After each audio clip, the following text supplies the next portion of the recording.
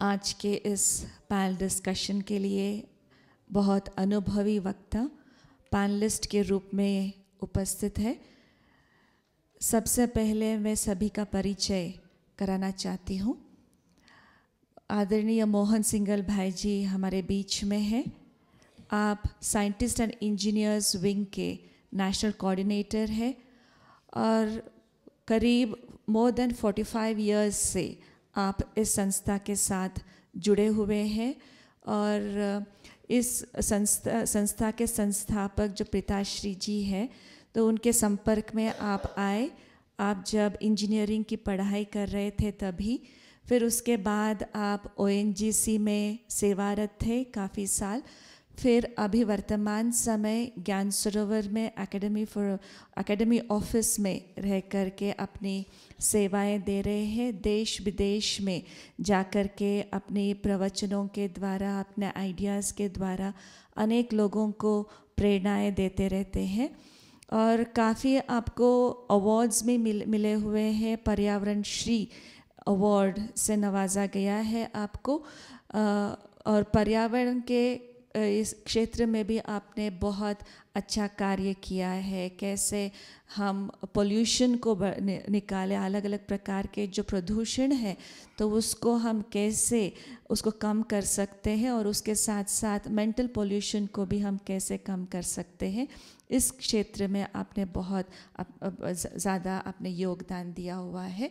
और उनके साथ साथ हमारे बीच में है मिस्टर BB पाटिल जी जो मेंबर ऑफ पार्लियामेंट तेलंगाना से हैं, यहाँ पधारे हुए हैं। आप ओरिजिनली बिजनेसमैन हैं।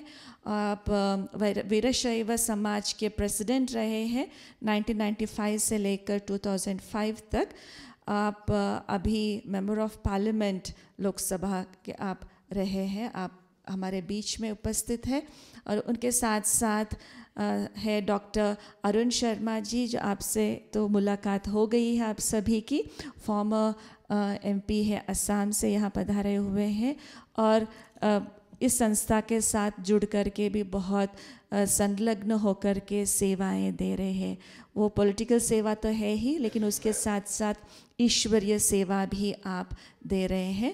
उसके साथ साथ हमारे बीच में है ब्रह्म कुमारी सविता बहन जो पिछले 25 इयर्स से इस संस्था के साथ जुड़ी हुई है और पिछले 16 इयर्स से न्यू दिल्ली में रह करके, पांडव भवन दिल्ली में रह करके अपनी सेवाएं प्यूरिटी, जो यहाँ मैगज़ीन निकलता है, जो अलग अलग प्रकार के मैगज़ीन्स है, लेकिन प्यूरिटी एक बहुत सुंदर मैगज़ीन निकलता है संस्था के तरफ से, उसके ऑफिस में आप सेवा देते हैं ब्रिजमोहन भाई जी के साथ साथ।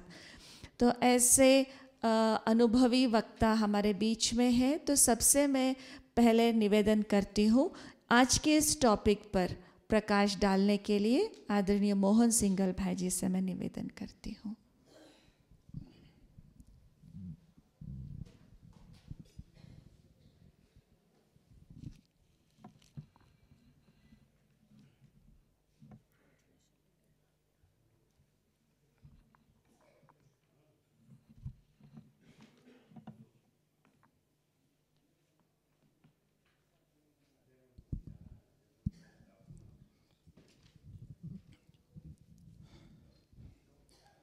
ओम शांति।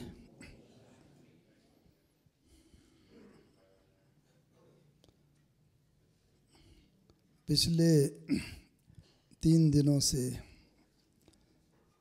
आप सभी divinity in politics for glorious Bharat इस पर आयोजित इस सम्मेलन में भाग ले रहे हैं। भिन्न भिन्न वक्ताओं के विचार आप सबने सुने हैं और उनसे बहुत काफ़ी लाभान्वित हुए होंगे। आज जबकि इस सम्मेलन का अंतिम दिवस है और इसके अंदर यह विषय बिकमिंग हार्बिंजर्स ऑफ ग्लोरियस भारत, जो हमारा गौरवशाली भारत है, उसके हम हार्बिंजर्स कैसे बने, ठीक है।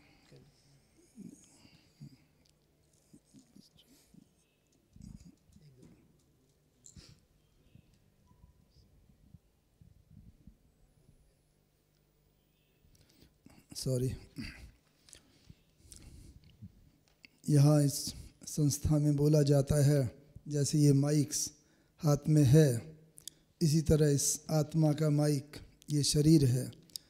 और जैसे कई बार ये माइक इलेक्ट्रिसिटी के कारण या किसी अन्य वजह से ठीक काम नहीं करता है, ऐसे ही आज सुबह से इस शरीर रूपी माइक का ये जो गला है ये कुछ थोड़ा अपना अलग ही रूप दिखा रहा था, इसलिए इसके लिए मुझे कुछ ये दवाई लेनी पड़ी। हाँ, तो बात हो रही थी इस गौरवशाली भारत के निर्माण की। वास्तव में आप सभी जानते हैं कि कोई भी ऑर्गेनाइजेशन, देश या परिवार, उसका जो मुखिया होता है, लीडर होता है, उसके ऊपर बहुत कुछ निर्भर करता है कि वह संस्था को किस दिशा में ले जाए। बड़े हम सब के लिए गौरव की बात है, आप सब लोग भी हमारे भारत देश से के लीडर के रूप में हैं, और आप सबकी सोच जितनी जितनी महान होती जा रही है, उसी हिसाब से हमारा देश भी उस दिशा की ओर बढ़ता है। हम सभी अनुभवी हैं, जानते हैं, चाहे स्वतंत्रता आंदोलन के रूप से हम देखें कि जैसे जैसा क्वालिटी ऑफ लीडर होती है, वैसे ही क्वालिटी ऑफ लीडिंग और ऑर्गेनाइजेशन की होती है। चाहे हम बापू गांधी जी से लेकर के चलें, चाहे वर्तमान समय तक, और जैसा उनकी सोच होती है, उस सोच के ऊपर ही प्रगति होती है। ये प्रजापिता ब्रह्मा कुमारी ईश्वरीय विश्वविद्यालय इस दिशा में ही कार्य कर रहा है कि कैसे भारत को पुनः उसकी गौरवशाली स्थिति में स्थित किया जा सके। जो भारत कभी विश्व का सिरताज था, सिरमौर था, पूरा विश्व गुरु के रूप में जाना जाता था, फिर उसे उसी स्थिति में कैसे स्थापित करें, इस दिशा की ओर यह संस्था रात दिन कार्य कर रही है। मुझे बहुत खुशी होती है ये बताते हुए कि इस संस्था के संस्थापक प्रजापिता ब्रह्मा बाबा के साथ मुझे रहने का मौका मिला, और भले ये आध्यात्मिक संस्था है और 1936 में स्थापित हुई, जिस समय भारत परतंत्र था, और आध्यात्मिक दिशा की ओर यह संस्था कार्यरत रही, लेकिन साथ ही साथ हमारे प्रजापिता ब्रह्मा बाबा समय प्रति समय बापू गांधी जी का उदाहरण देते रहते थे।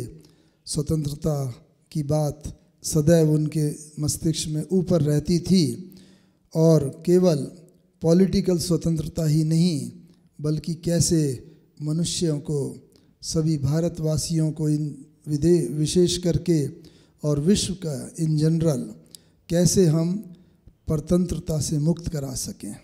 उस परतंत्रता से भाव यही है कि आज मनुष्य जो अपनी कमी कमजोरियों के वशीभूत हो गया है, उससे अगर वास्तविक रीति से उसे मुक्ति मिल जाए तो वो सदा जीवन में सुख और शांति की अनुभूति कर सकता है।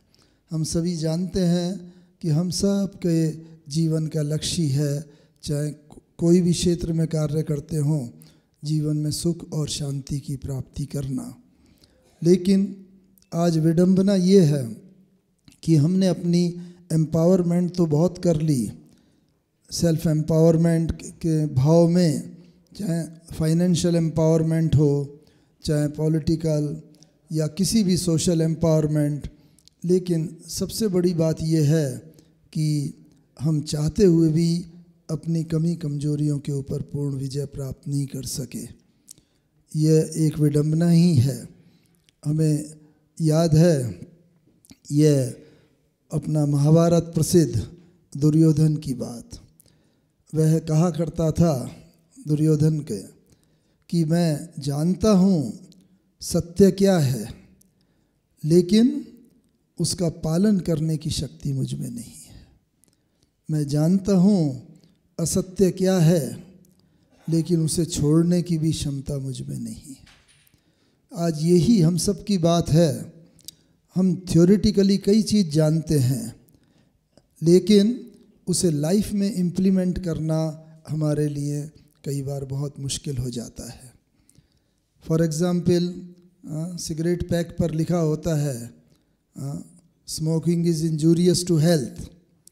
जानते हैं, फिर भी अपनी कमी कमजोरियों के वशीभूत होकर हम धूम्रपान कर लेते हैं।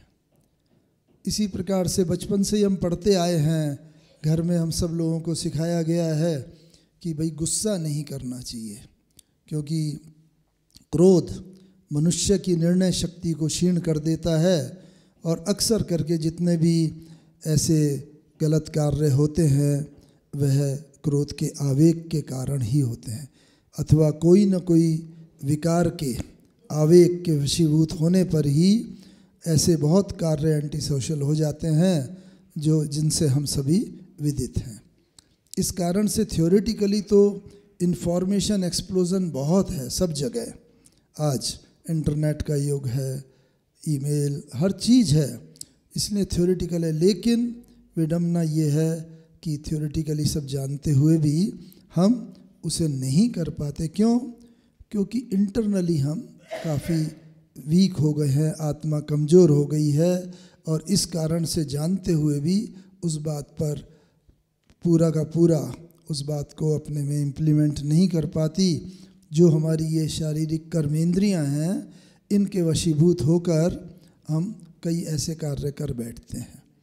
तो आज आवश्यकता यही है कि यदि विश्व को हम पूरा सिरमौर विश्व में भारत को बनाना चाहते हैं, तो उसके लिए सबसे पहले हम लोग जो यहाँ पर सब बैठे हैं किसी न किसी रीति से लीडर हैं, और विशेष पॉलिटिकल लीडरशिप जो है, तो उसके लिए हमें विशेष करके सबसे पहले अपनी क्वालिटी ऑफ लाइफ को चेक करना पड़ेगा।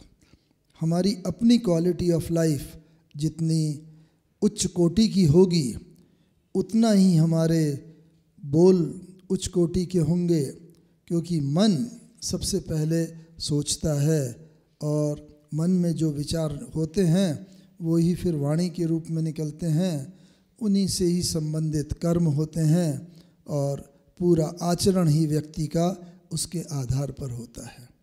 आप सब लोगों ने शिविर किया ही है, और मन की बात, मन, बुद्धि, संस्कार सबको आपने समझा ही है। तो इस कारण से सबसे पहली बात तो ये है, हम अपना व्यक्तिगत जीवन उसको हम थोड़ा और उच्च कोटि का बनाएं। तो लाइफ का पहला जो एस्पेक्ट है ग्लोरियस भारत का, उसको पहले हमें अपने व्यक्तिगत लेवल पर उसे इम्प्लीमेंट करना होगा।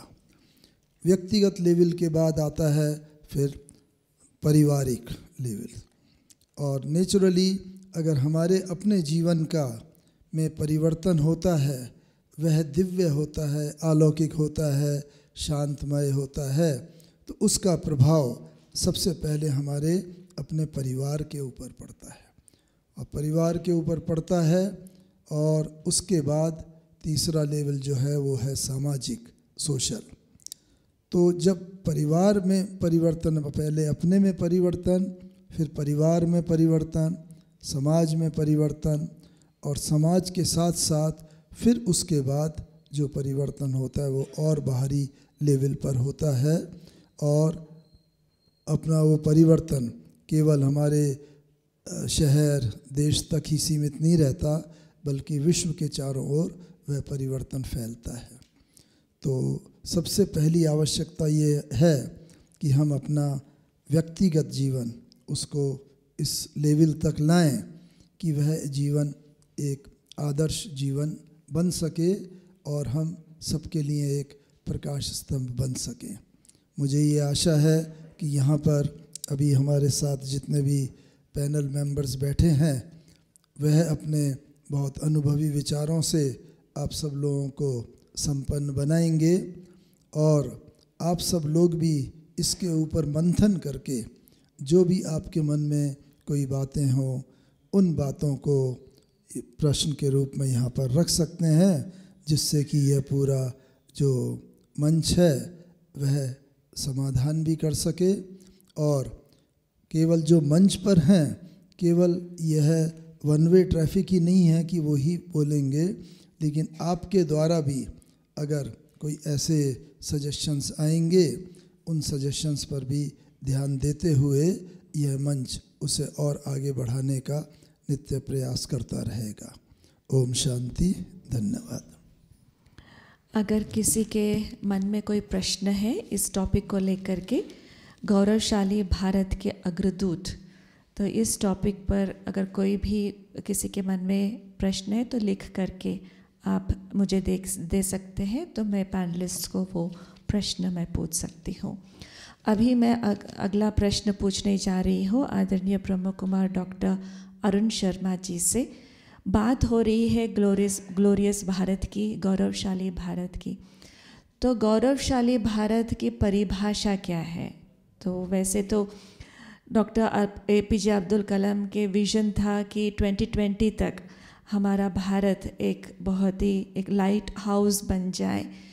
ये हमारा अलग अलग लोग अलग अलग विज़न लेकर के आ रहे हैं एक अच्छे भारत के परिभाषा को लेकर के। तो यहाँ ग्लोरियस भारत की बात चल रही है, तो क्या है ग्लोरियस भारत, किसको कहा जा सकता है, उसकी परिभाषा क्या है? तो मैं आदरणीय डॉक्टर अरुण शर्मा जी से मैं पूछती हूँ।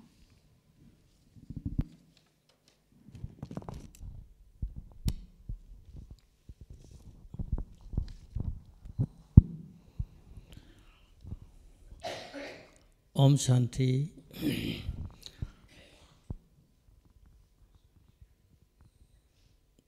जब गौरवशाली भारत के दिशा में हम लोग का मन जाते हैं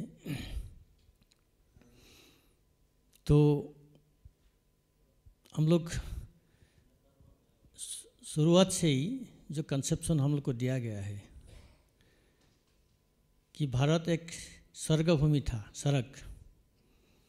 अभी तक ये सड़क एक जो हेवन और पैराडाइज बोलते हैं एक इमेजिनरी चीज़ थी। सड़क में क्या होता है, हर प्रकार का सुख होते हैं। हर मनुष्य सत्यता का ऊपर चलते हैं। हर में मनुष्य का जो गुण होता है, जिससे दया, प्रेम, सहनशीलता, परोपकारिता, सब दिव्य गुण होते थे।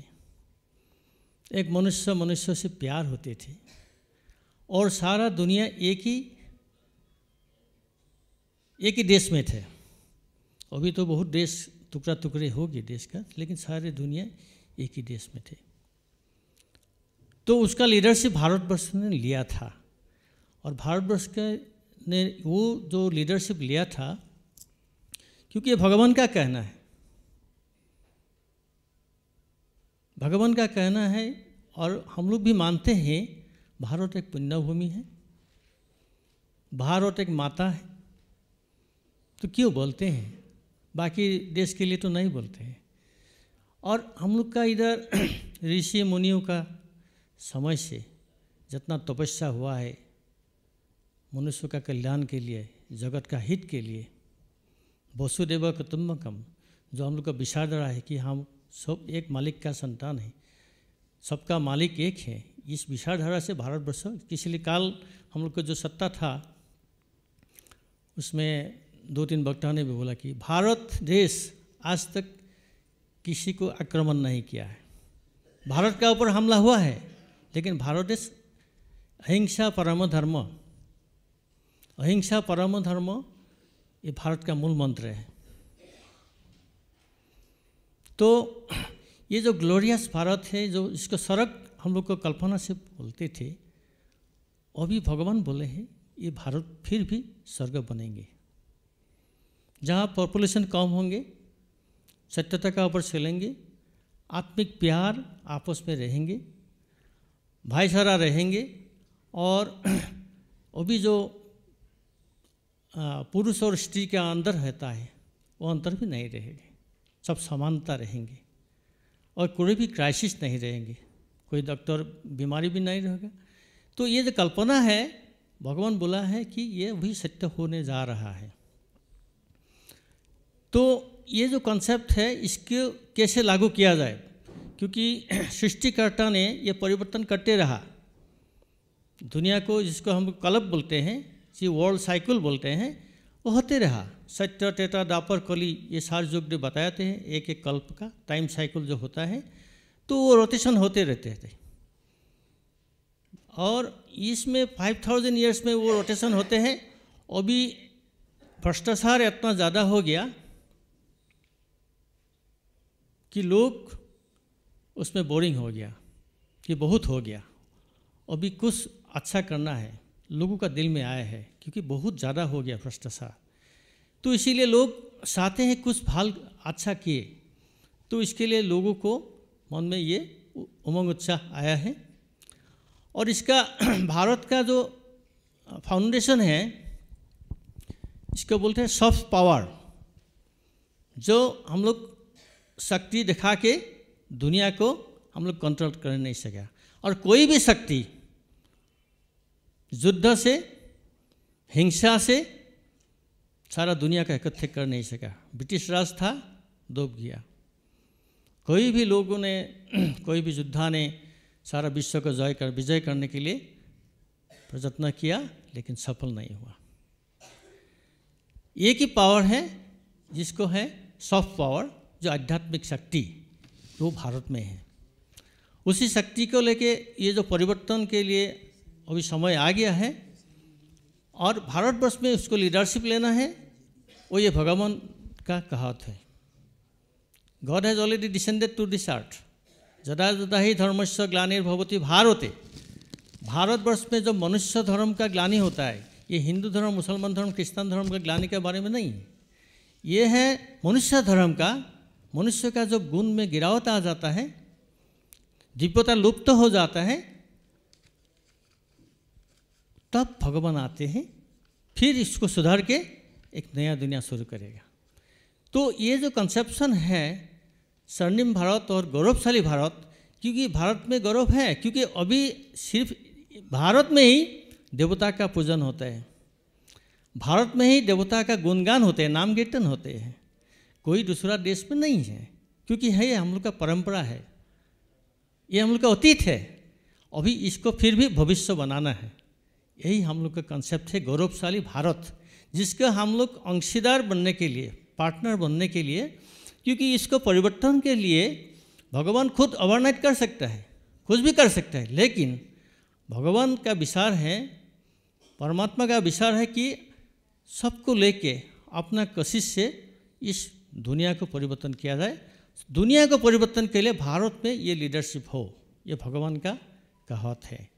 तो इसीलिए अभी हम लोग पॉलिटिशियन में ब्रह्म कुमारी लोग इतना दिनों से कोशिश कर रहा है, 80 साल हो गया, लेकिन पॉलिटिशियंस जो कर सकते हैं, पॉलिटिशियन में पावर होता है और कुछ करके दिखा सकते, वो लीडरशिप उनका हाथ में है। तो पॉलिटिशियन भी इसका भागीदार बने, इसके लिए हम लोग को बुलाया है। तो इसके ऊपर हम लोग बहस होगा। अभी आपका विचार क्या है, हम लोग कर सकता है कि नहीं कर सकते। कल भी एक सप्ताह हुआ था, बहुत लोग बोला कि ये तो पॉसिबल नहीं है, लेकिन बहुत लोग ने बोला कि पॉसिबल है। इसके ऊपर भी हम लोग विचार डाल सकता है कि इसका क्या क्या विचार है और हम लोग का क्या रोल होगा, हम लोग क्या भूमिका निभाएंगे, इसके बारे में हम लोग चर्चा करेंगे। इसी शब्द के साथ में मैं विराम देते हूँ। ओम शांति। धन्यवाद अरुण शर्मा जी का। मैं अभी अगला प्रश्न पूछने जा रही हूँ आदरणीय पाटिल जी से कि ठीक है, ग्लोरियस भारत की बात चल रही है, भाग्यशाली गौरवशाली भारत की बात चल रही है, लेकिन बहुत दूर नज़र आता है। वर्तमान समय में प्रैक्टिकली देखे कि वातावरण को देखे, समाज को देखे, तो जिस गौरवशाली भारत की बात हम कर रहे हैं तो बहुत लंबा रास्ता लग रहा है और कभी कभी लगता है ये हो भी सकता है कि नहीं हो सकता है। क्योंकि पोल्यूशन इतना ज़्यादा है, गंदगी इतनी ज़्यादा है, करप्शन इतना ज़्यादा है, तो इतना ज़्यादा अत्याचार बढ़ता जा रहा है समाज में। तो इन सभी बातों को लेकर के हम सचमुच ऐसे भारत का निर्माण कर सकते हैं क्या? अगर है तो किस रूप से हम कर सकते हैं? ग्लोरियस भारत बनाने के बारे में दीदी जी ने जो सवाल किए थे, स्वच्छ भारत केंद्र सरकार की तरफ से, सभी राज्य सरकार की तरफ से उसमें अग्रसर होकर सब लोगों ने काम कर रहे हैं। पोल्यूशन के बारे में हर राज्य में, खास करके मेरे राज्य में, तेलंगाना राज्य में कई करोड़ों प्लांटेशंस करके हरितहारम जैसा अच्छा प्रोग्राम लेके आने वाले दिनों में अच्छी हवा मिलने के लिए, अच्छा बारिश होने के लिए हरितहारम जैसे कार्यक्रम लेके ये कार्यक्रम चलाए जा रहे हैं। इसी तरह की सेंट्रल गवर्नमेंट के इस लाइन में, गौरवशाली भारत के लाइन में एक एक कार्यक्रम करते हुए गौरवशाली भारत की तरफ अपन जा रहे हैं, सब बताना चाहता हूँ। डेफिनेटली अगर सब लोग सोचेंगे तो ये गौरवशाली भारत ज़रूर बनेगा और केंद्र सरकार इसमें पूरी तरह से रुचि रखे हुए आने वाले दिनों में हमारे प्राइम मिनिस्टर साहब, हमारे पूरे राजनीतिक लोग इसमें अच्छी तरीके से इन्वॉल्वमेंट दे के काम करेंगे। 2 दिन के सेमिनार में मैं देख रहा था कि सेमिनार में किस तरीके से बातें हो रही थी। सभी अच्छे आचार विचार लेने की बातें हो रही थी। जब अच्छे आचार विचार का आदान प्रदान होता है तो अच्छी बातें पैदा होते हैं। खास तौर पे संस्कार के बारे में बात कर रहे थे हमारे एमएलए साहब दिल्ली से। संस्कार के बारे में बहुत सारी बातें किए, मैं उनको तारीफ़ करता हूँ। उनके भाषण का भी मैं बहुत अच्छी तरीके से अवगत हो रहा था। उसी टाइम पे हमारे करीबी दोस्त मेरे कॉन्स्टिट्यूंसी से रहते हमारे गंगाराम साहब जी, उन्होंने खुद उनके संस्कार के बारे में बताए। उन्हें 4 बार एमएलए रहे थे। 4 बार एमएलए रहने के बाद भी उन्होंने उनके आचार विचार और संस्कार बदलने के बाद पिछले बार कैसे थे, आज कैसे, उन्होंने खुद अवगत किए, खुद मनोगत किए, उन्होंने खुद अपनी तरफ से बोले हैं। इस तरीके से कुछ करना चाहे तो परिवर्तन होना चाहिए। परिवर्तन अपने से शुरू होने के बाद हर बात पूरी होती है। इसलिए परिवर्तन अच्छा होना बोले तो परिवर्तन अपन शुरू करना चाहिए, अपनी फैमिली से, अपने राज्य से, अपने केंद्र तक जाना चाहिए। तो डेफिनेटली आने वाले दिनों में गौरवशाली भारत बनाने में केंद्र सरकार का पूरा सहकार रहेगा, सब बताना चाहता हूँ।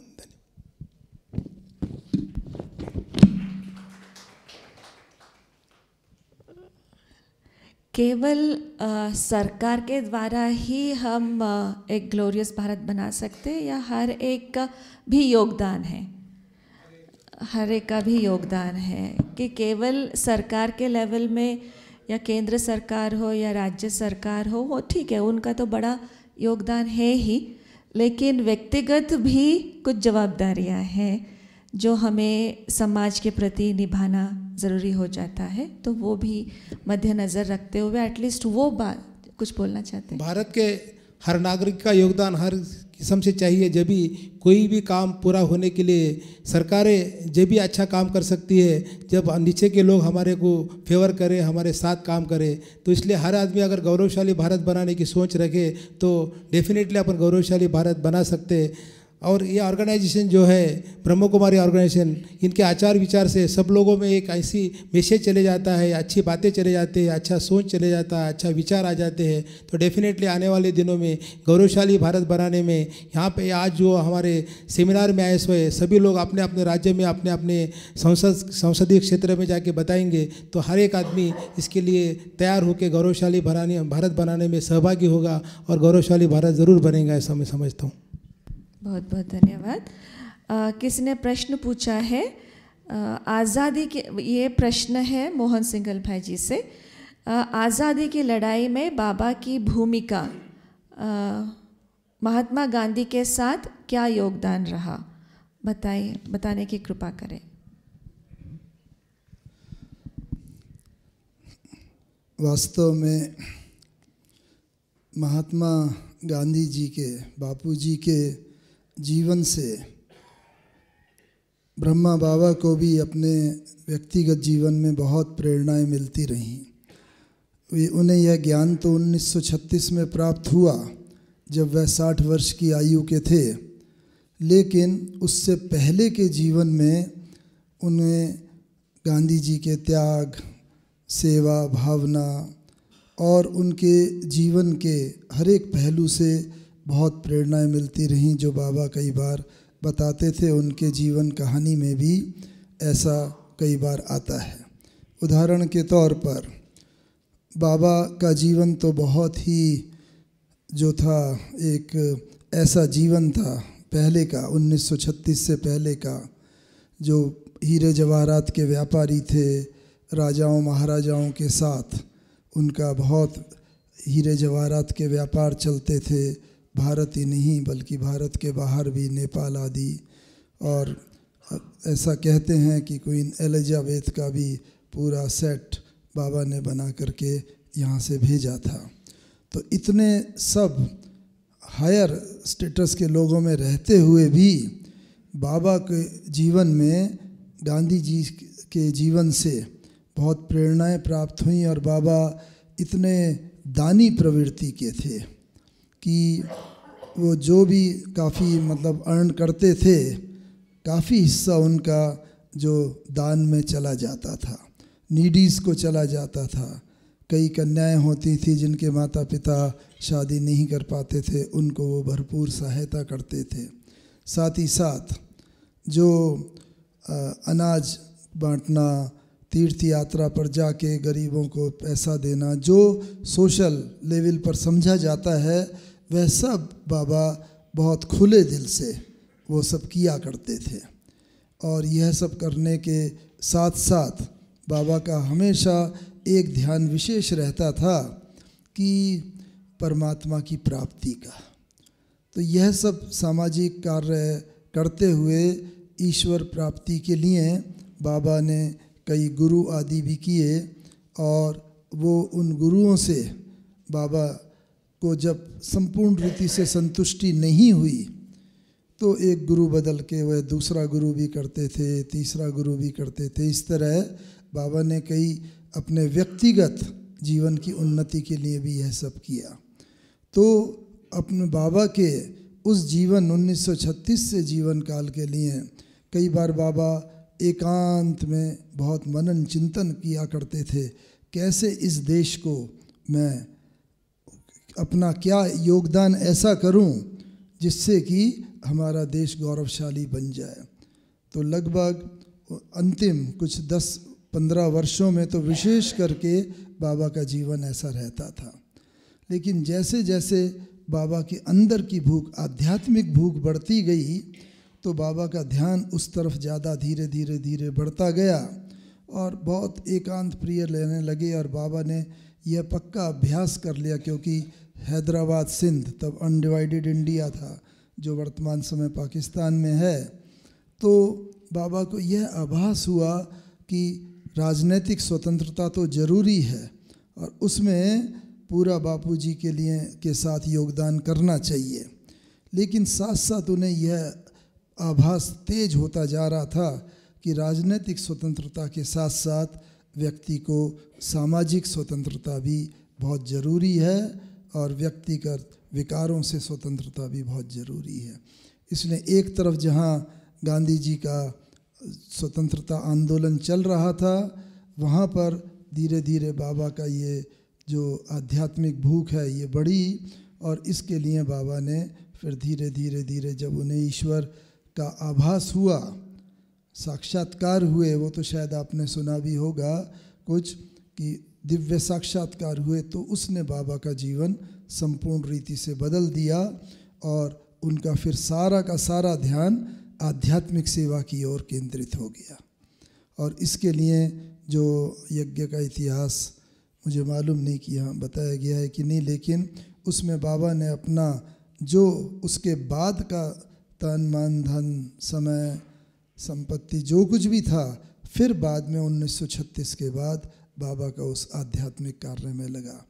लेकिन उससे 60 वर्ष से पहले के जीवन काल में उनका बहुत बड़ा भाग्य, जो जीवन बनाने की प्रेरणा वो उन्हें बापू गांधी जी से मिलती रही और जिसके आधार पर ही हम तो ये समझते हैं कि बाबा का फिर आध्यात्मिक जीवन इतना तेज़ी से बढ़ा कि जो एक बीज 1936 में बाबा ने बोया, उसके वो आज इतने विशाल वट वृक्ष के रूप में फैला हुआ है। 140 देशों में इसकी ब्रांचेज हैं और इस प्रकार से यह बढ़ रहा है। धन्यवाद। ओम शांति।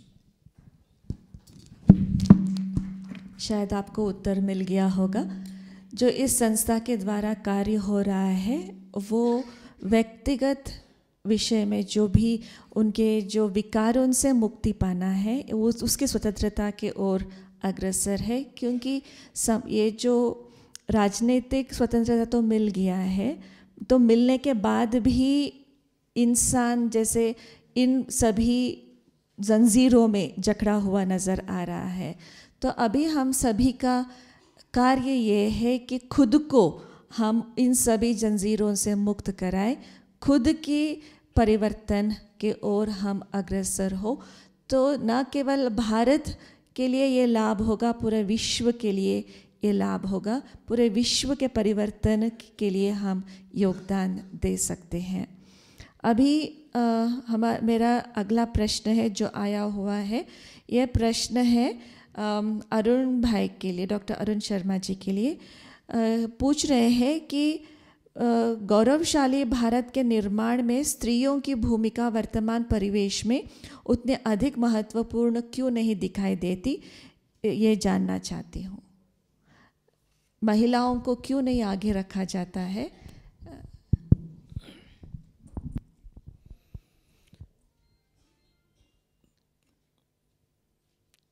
तो भारत को दो हिस्सा माना जाता है समय के हिसाब से।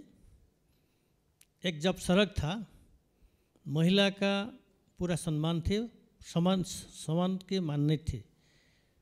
लेकिन द्वापर से जो आधा कल्प, जिसको नरक बोलते हैं, बोलते थे कि नारी नरक का द्वार है। तो सारा गिरावट के लिए नारी का दोषी बनाए थे। क्या क्या नहीं हुआ नारी का ऊपर अत्याचार, और उनको थोड़ा सा नीचे रखते थे। समाज में भी ये संस्कार था, ये हम लोग का प्रथा था। लेकिन धीरे धीरे अभी महिला सशक्तिकरण के लिए सारे जगह में नारा उठा है। गवर्नमेंट का भी प्रोग्राम है और समाज में हर परिवार में नारी का शिक्षा, नारी को आगे बढ़ाने का प्रयत्न है। जो 30 साल 40 साल 50 साल पहले नहीं था, तो अभी धीरे धीरे हो रहा है। लेकिन भगवान का बोलना है कि नारी सड़क का भी द्वार है। जिसने बोला, कोई लोग मनुष्य ने बोला था कि नारी नरक का द्वार है, अभी भगवान बोला है नारी सड़क का भी द्वार है। इसीलिए नारी को लेके ही भगवान ने ये संस्था बनाया, नारी को लीडरशिप दिया। वो सारा वर्ल्ड में अभी लीडरशिप दे रहा है और खुद बदल के जो कुमारी है, जीवन के जितना आकर्षण हम लोग देखते हैं सारा दुनिया में, सब आकर्षण से भी परे रख के एक समर्पित भाव से अपना सन्यासिनी जो बोलते हैं, सब कुछ छोड़ के सिर्फ एक ईश्वरीय कार्य में दुनिया को बदलने के लिए खुद का बदला है और दिन रात सेवा में व्रती है। ये जो महत्व है भगवान ने शुरू किया और इसके भागीदार हम लोग आज मिला है, इसका लाभ। इतना सालों के बाद भारत में सत्ता मिला, हम लोग का आज़ादी मिली। आज़ादी मिलने के बाद हम लोग का जो लीडर्स थे, भारत को बदलने के लिए बहुत प्रयत्न किया, भारत को उन्नति की दिशा में जाने के लिए। जैसे ग्रीन रिवॉल्यूशन किया, वाइट रिवॉल्यूशन किया, इंडस्ट्रियल रिवॉल्यूशन किया। लेकिन करते करते भी हम लोग को बाकी देश के साथ हम लोग को कंपैरिजन कर नहीं सकेगा। काफ़ी लोग देर से शुरू हुआ लेकिन वो हम लोग के बहुत आगे चला गया। अभी भारत का समय है, अभी भारत में लीडरशिप देखा है। जैसे प्राइम मिनिस्टर ने योग को सारा वर्ल्ड का एक प्रोग्राम बना दिया है और योग के बारे में भी शुरू हो गया। आध्यात्मिकता भारतवर्ष में कितना आध्यात्मिक गुरु सारा दुनिया में हर कंट्री में आध्यात्मिक गुरु काम कर रहे हैं। भारत का आध्यात्मिकता का मान्यता बाकी लोग दे रहा है, तो बाकी लोग थक चुके हैं। इंडस्ट्रियल डेवलपमेंट बहुत हुआ, मटेरियल डेवलपमेंट बहुत हुआ, लेकिन उनका कुछ कमियां हैं। वो कमियां भारत से वो मिलते हैं, इसीलिए लोग आते हैं। और ये संस्था जब शुरू किया, राष्ट्रसंघ ने उनको इस संस्था को रिकॉग्नाइज किया है, क्योंकि उन्होंने कुछ काम किया है प्रैक्टिकल में। थ्योरिटिकली भाषण देने के लिए तो बहुत संस्था है, लेकिन ये प्रैक्टिकल रूप से 140 से ज़्यादा देश में सेंटर बना के सेवा देते देते कुछ कामयाब हुआ है। अभी एक समय आया कि सबको जोड़ने के लिए, और उनका लीडरशिप अभी है और भी आगे बढ़ेगा, हम लोग मदद करेगा, तो मेरा ही विचार है। और मेरा पर्सनल विचार ये है कि महिलाओं का योगदान तो ऑलरेडी बहुत कुछ हो रहा है और बढ़ता जा रहा है गौरवशाली भारत को बनाने में, क्योंकि पिछले अब 10 साल 15 साल पहले अगर हम देखते हैं तो इतने महिलाएं बाहर नहीं आती थी, अपने आवाज़ नहीं उठाती थी, या फिर कोई भी क्षेत्र में देखे, शायद वो पॉलिटिकल क्षेत्र है या इंडस्ट्रियल क्षेत्र है या फिर स्पोर्ट्स है। रिसेंट एग्जाम्पल हमारे सामने सब कुछ है कि ओलंपिक्स में मेडल जीता तो किसने जीता? लड़कियों ने जीता है ना, भारत के लिए।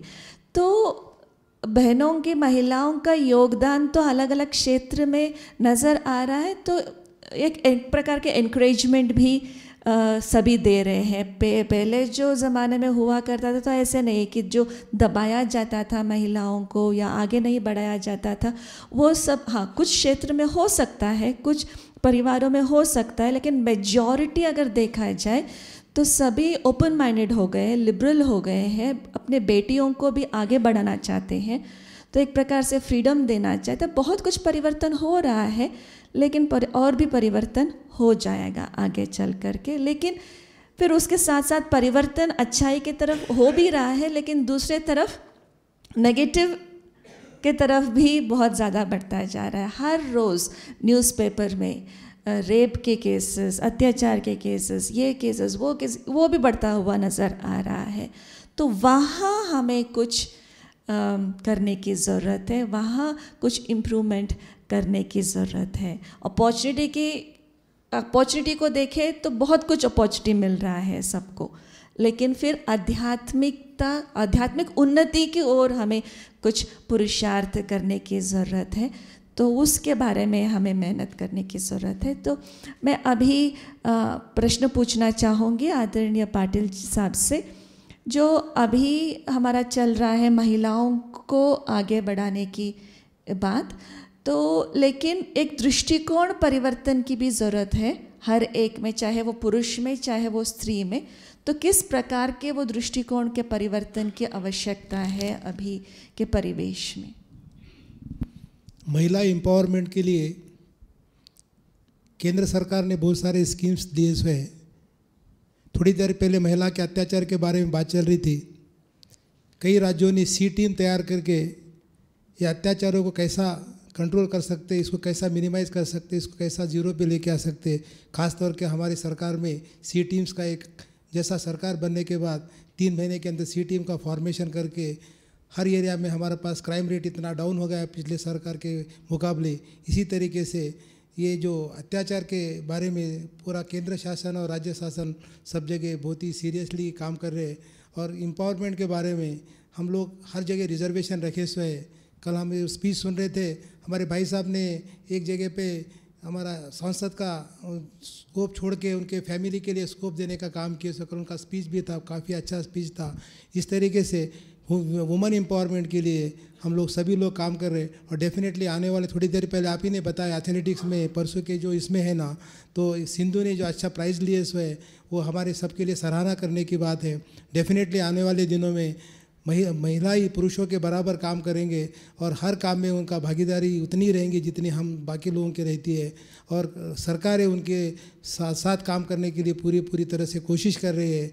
केंद्र सरकार ने भी काफ़ी महिला मंत्री है, उन्होंने भी इसके बारे में हर बार पार्लियामेंट हाउस में बात करते हैं। डेफिनेटली आने वाले दिनों में कुछ अमेंडमेंट्स होके महिला के बारे में जो आज थोड़ी बातें कमी है, वो कमी पूरे होने के पूरे आसार है, ऐसा बताना चाहता हूँ। डेफिनेटली ये भारत में महिलाओं का सम्मान हमेशा था और हमेशा रहेगा, ऐसा भी बताना चाहता हूँ। Thank you. बहुत बहुत धन्यवाद। सविता बेन से प्रश्न है कि बाबा ने महिलाओं को आगे क्यों रखा? हर सेंटर के, चाहे वो इस संस्था के जो एडमिनिस्ट्रेटिव हेड है, ये हमारे कॉन्स्टिट्यूशन है इस संस्था की, इस संस्था के जो चीफ है वो महिला ही हो सकते हैं। और कोई भी भारत में जो भी सेंटर्स है हमारे, तो वहाँ भी हमारे सेंटर इंचार्जेस बहनें हैं।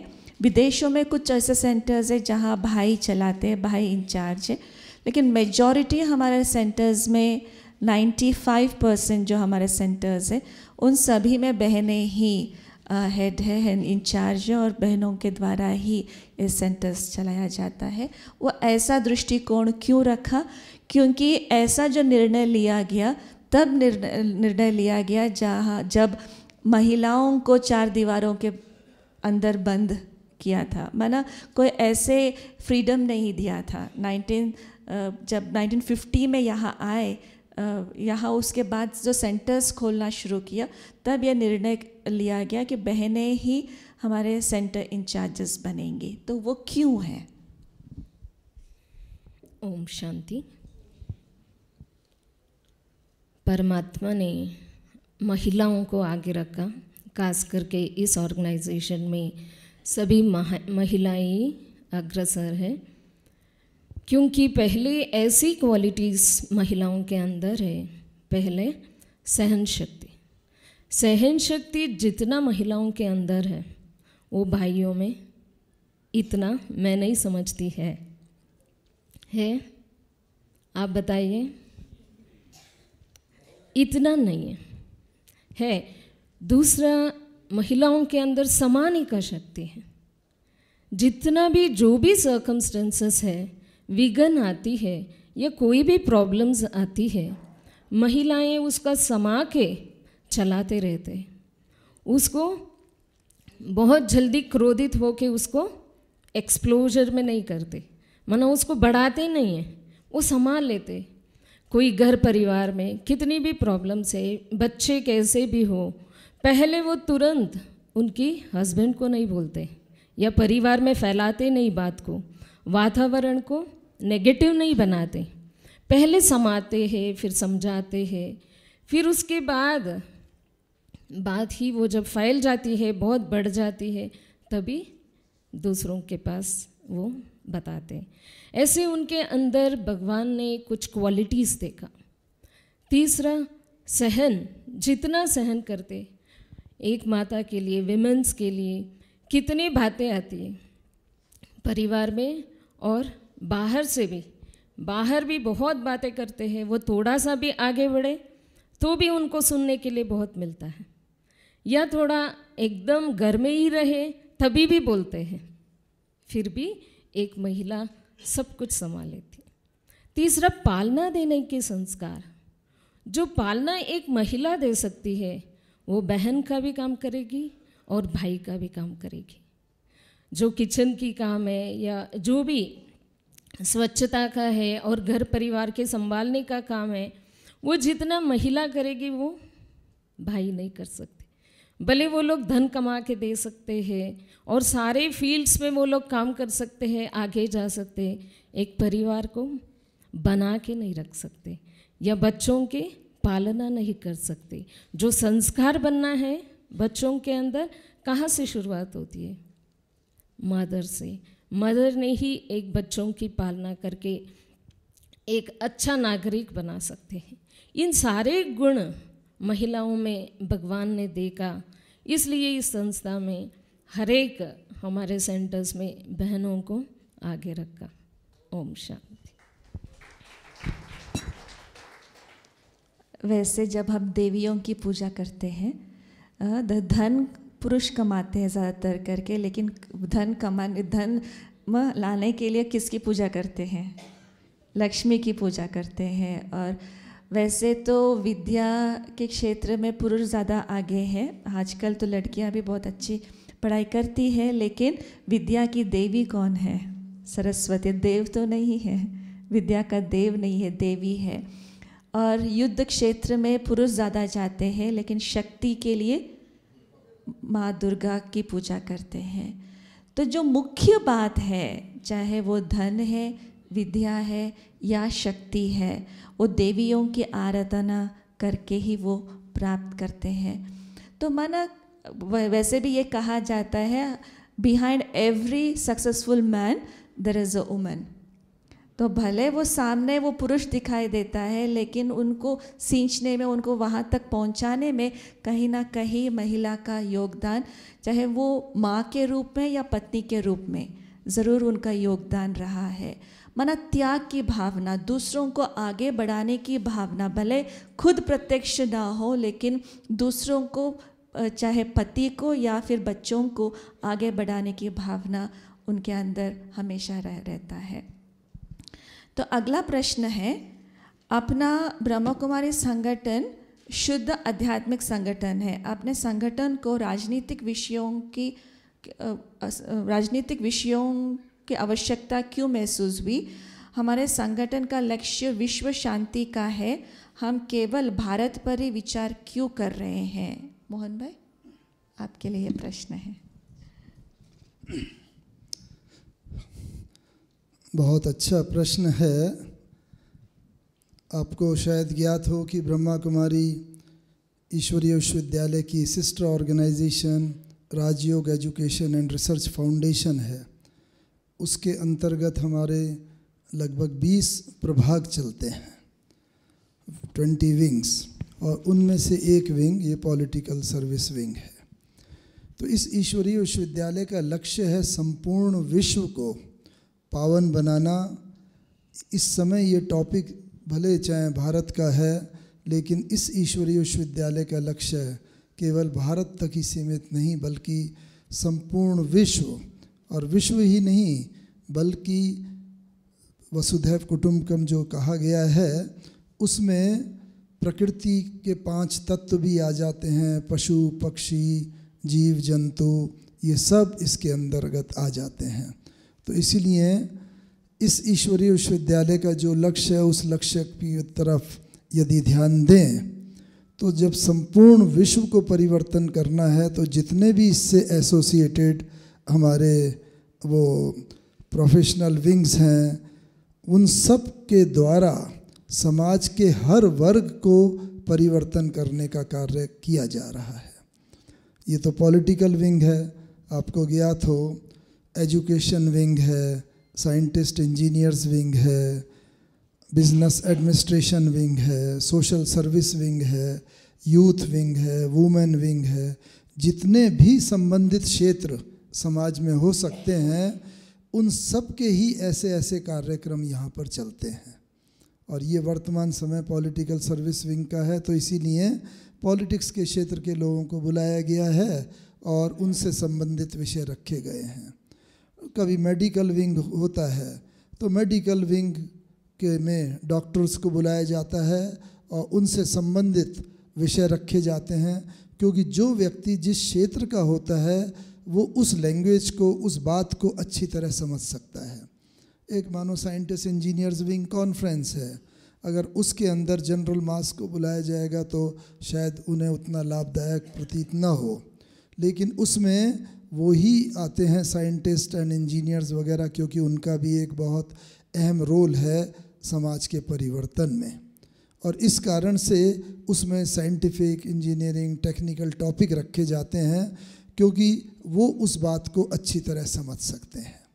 सोशल सर्विस विंग है, रूरल डेवलपमेंट विंग है, तो ग्राम विकास प्रभाग, भारत का इतना 70% जनता जो है गाँव में रहती है।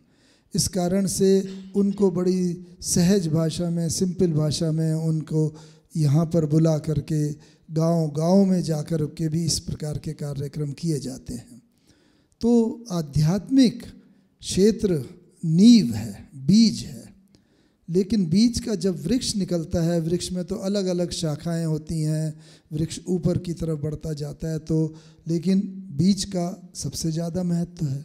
बीज ही अगर नहीं होगा तो वृक्ष कहाँ से होगा।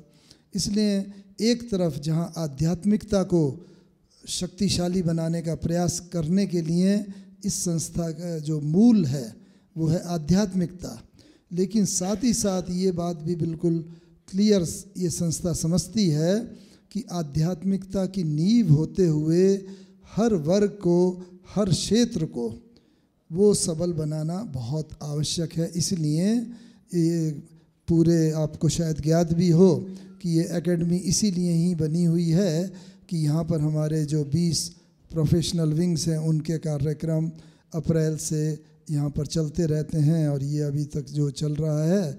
और इसके बाद आपको ज्ञात हो भारत ही नहीं बल्कि चूँकि विश्व को ऐसा बनाने का लक्ष्य है, इस कारण से अक्टूबर से लेकर लगभग फरवरी मार्च तक यह कॉम्प्लेक्स पूरा हमारा ओवरसीज़ ब्रांचेस के लिए बुक रहता है।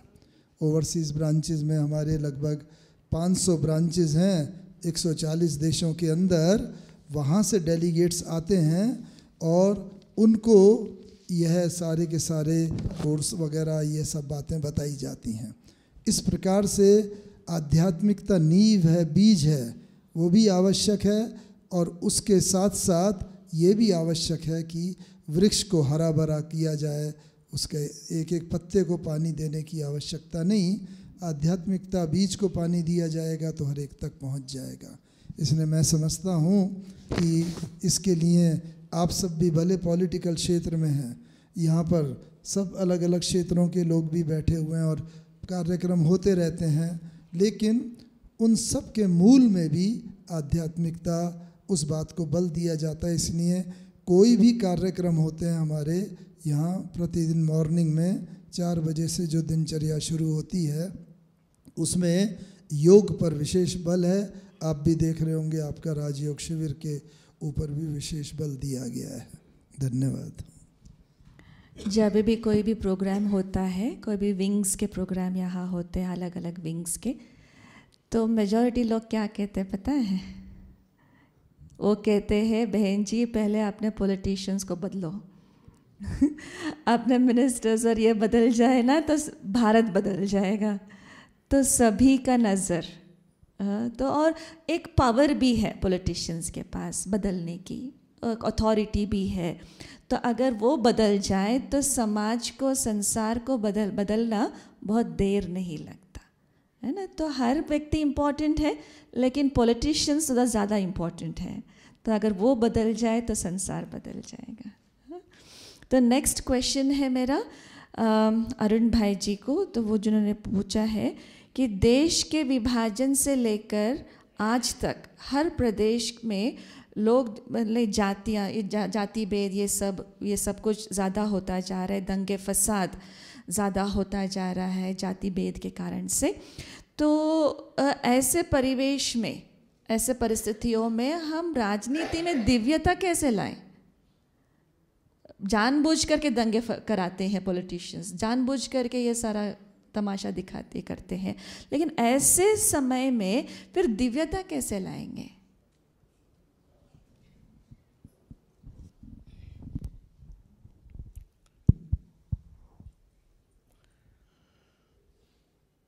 जाति भेद सिर्फ मनुष्य के बनाया हुआ है, क्योंकि जब लोग जन्म होते हैं उसका कोई जात नहीं होते।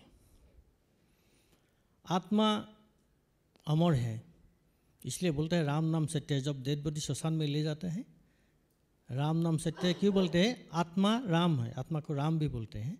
आत्मा सत्य है, ये बॉडी जलाने के लिए जा रहा हूँ। तो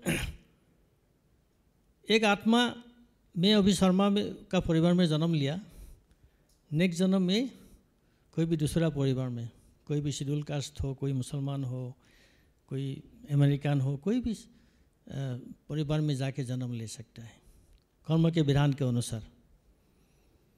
तो जात भेद हम लोग खुद बनाए हैं पॉलिटिकली, कुछ स्वार्थ के लिए। और ये जो ब्रिटिश ने कुछ पॉलिसी बनाया था डिवाइड एंड रूल के लिए, वो पॉलिसी में हम लोग अंदर चला गया, हम लोग उससे बाहर नहीं आ पाए। ये भी है कि बहुत काल से थोड़ा सा जाति भेद प्रथा चल रही थी। सत्ययुग में ये नहीं थे, सब लोग समान हैं।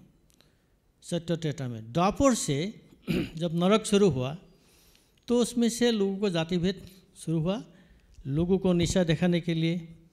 और कोई सर्वाइवल ऑफ द फिटेस्ट ये जो फार्मूला निकाला, तो जो नॉलेजेबल है, जो कैपेबल है, उनको ज़्यादा बढ़ोतरी हो, बाकी लोगों को देखभाल नहीं किया, उनको आइसोलेट किया गया। और कोई लोग ऐसे आइसोलेटेड एरिया में थे, जैसे ट्राइबल लोग हैं, वो आइसोलेटेड एरिया में थे, तो उनका ज्ञान का रस में एजुकेशन का फैसिलिटी उनको नहीं था, कम था, तो इसलिए वो पीछे चले गए। और कोई कोई परंपरा से भी हुआ था, कोई उनका एजुकेशन के लिए इतना नहीं थे कि वो सुखी थे, जंगल में रहते थे, अपना लाइफस्टाइल थे, वही सुखी थे। एजुकेशन ना हो तब भी सुखी थे, एजुकेशन होने के बाद ही दुखी शुरू हो गया। लोगों का अधिकार के बारे में जब जानकारी हुआ और सब लोग गवर्नमेंट का ऊपर डिपेंडेंट हो गया, जब मन का ऊपर भी उनका डिपेंडेंस इंडिपेंडेंस बंद हो गया कि वो मन का दासी हो गया लोग, तो लोग सुख के लिए, शांति के लिए, उन्नति के लिए दूसरा का ऊपर नज़र देखते हैं। जब ज़रूरत हो गया तो ये गिरावट आए। लेकिन ये पॉसिबल है। अभी जो मैंने ये ब्रह्मा कुमारी संस्था में काफ़ी दिनों से जुड़ा हुआ हूँ, 9 साल हो गया, मैंने देखा इधर तो कोई जाति भेद नहीं है, एक साथ करके चल रहे हैं, सब एक भगवान का संतान है, इस मान के कोई भी जाति भेद, कोई धर्म का भेद, कोई भी इलाका का भेद, कोई भी पुरुष हो नारी हो इसका भेद, कुछ भी भेदभाव नहीं है, तो चल सकते हैं और करके दिखाए हैं। इसी को लेके हम लोग चलना होता है। और महिला के बारे में चर्चा हो रहा था अभी कि मैंने तो ये पॉलिटिशियन होते हुए मैं बोलना चाहते हूँ कि महिला का अभी पॉलिटिक्स में बहुत आगे बढ़ाया है। हम लोग को राष्ट्रपति बनाया महिला को, प्रतिभा पाटिल जी को, सोनिया गांधी ने भी चलाया था कुछ दिन देश का, तो उसके बाद स्पीकर 2 दफ़े बनाए हैं। अभी काफ़ी स्टेट में देखिए चीफ मिनिस्टर्स, अभी राजस्थान से लेकर बंगाल में और तमिलनाडु में, बिहार में भी राबड़ी जी चलाए थे, अच्छा चलाया, यूपी में भी चलाए थे। तो ऐसे करके महिला बहुत एडवांस हो रहा है। अभी गुजरात में भी था कुछ दिन पहले के तक, तो उन्होंने चलाया, तो चला के देखा है कि सब जो समानता है वो सोसाइटी एक्सेप्ट किया है। अभी ये जो डिस्क्रिमिनेशन ये बहुत कम हो गया। कोई कानून का वजह से कोई लोग एडवांटेज ले रहे हैं, अलग बात है, लेकिन और इस वजह से काफ़ी लोग एडवांस भी हो रहा है। और कोई लोग, मेरा साथ एक स्पीकर था, आसाम नॉर्थ ईस्ट से थे, वो जिससे जाते हैं ना पूर्ण ये पी ए सांगमा, वो स्पीकर थे। उन्होंने बोला मैं ये रिजर्वेशन से मेरा बेटा बेटी को एडमिशन नहीं देता हूँ, क्योंकि मैंने स्पीकर बन गया, मेरा फ़र्ज़ है कि मैं मेरा बेटा बेटी को जनरल कंटेस्ट करके देता हूँ। उनका वो मांग थे, क्योंकि लोगों का स्टेटस जब बढ़ते हैं, जब समानता पाती है और सम्मान मिलते हैं, उसके बाद बराबर सोचने लगते हैं। तो ये बिल्कुल अभी वातावरण परिवर्तन हो गया है, थोड़ा बहुत बाकी है, लेकिन ये पॉसिबल है। सबको लेके हम लोग दुनिया को बदलना है, ये पॉसिबल है, ये मेरा विचार है। इस बात पर और थोड़ा प्रकाश डालने के लिए मैं आदरणीय अरुण भाई जी से निवेदन करती हूँ। तो माना किस लेवल से हमें पॉलिटिशियंस को माना परिवर्तन होना चाहिए, क्योंकि इतना करप्शन बढ़ता जा रहा है और इतना कुछ माना दंगे फसाद की बात आ रही है, ये सब कुछ हो रहा है, क्योंकि लोग समझते हैं कि पॉलिटिशियंस बनने के लिए कुछ ऐसा भी तो करना पड़ेगा, तभी जा कर के हम स्टैंड ले सकते हैं या फिर कर सकते हैं। तो क्या कंप्लीटली हॉनेस्ट होकर के, कंप्लीटली ईमानदार होकर के कोई पॉलिटिशियन जीत सकता है? या फिर पॉलिटिशियंस बनने के लिए या इलेक्शंस लड़ने के लिए या जीतने के लिए ऐसे कार्य करना ज़रूरी है, या 2 नंबरी का काम करना ज़रूरी है, या फिर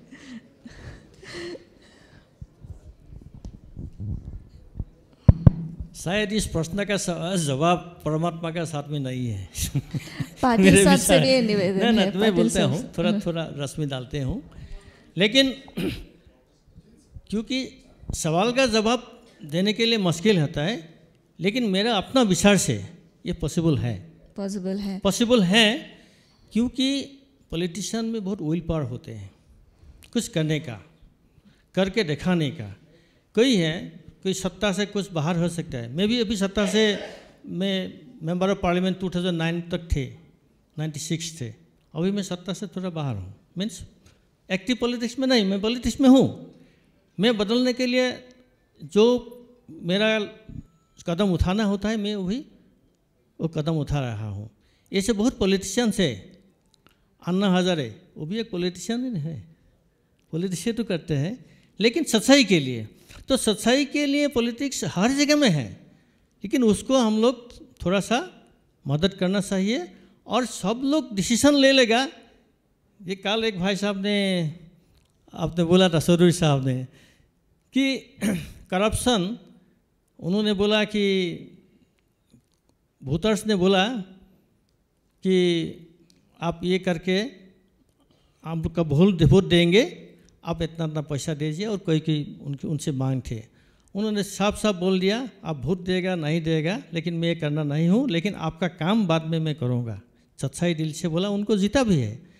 तो ऐसे करके हम लोग में जब पॉलिटिशियन में विल पावर है तो हम लोग बदलने के लिए डिसीजन ले लेता है, दृढ़ संकल्प ले लेते हैं, तो ये पॉसिबल है। क्योंकि लोगों का क्या देखता है कि पॉलिटिशियन क्या सोचते हैं, पॉलिटिशियन क्या बोलते हैं, पॉलिटिशियन का लीडरशिप का क्या मान्यता है। तो वो जो दिशा हम लोग देगा लोग फॉलो करेंगे। लेकिन हम लोग का कुछ कमी हो गया कि स्पिरिचुअलिटी में कम है, कि हम लोग का दम कम हो गया, कि पोल्यूशन जो करप्शन हो गया और बाकी वातावरण भ्रष्टाचार में डूब गया। हम लोग इसका सुधारने के लिए हम लोग का प्रयास नहीं था।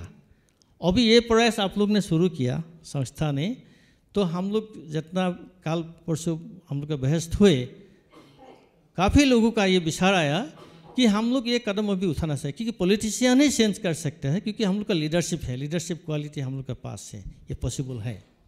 धन्यवाद। पाटिल साहब, आपका क्या कहना है?